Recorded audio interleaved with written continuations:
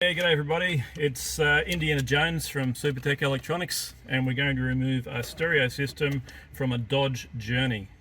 Now the tools you'll need today is a Torque 15 screwdriver, a Phillips head screwdriver, and a plastic spudger.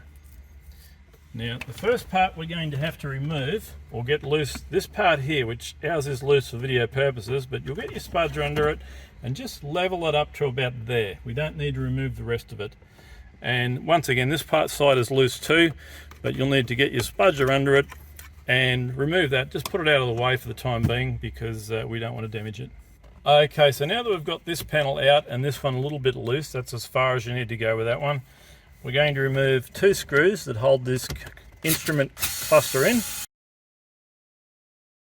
And once those two screws are out, this instrument panel will come out and it'll be held in with one electrical connection, and you'll just need to press the middle pin and pull it towards the front of the car.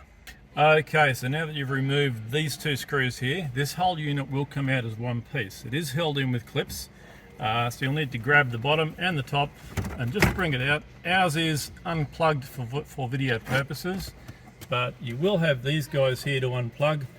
Press the middle pin and pull it towards the front of the car. Same with this guy. And there's one other one. If you've got touchscreen issues, we do only need the screen for this repair. You can remove the screen by removing 1, 2, and underneath this guy 1, 2 screws.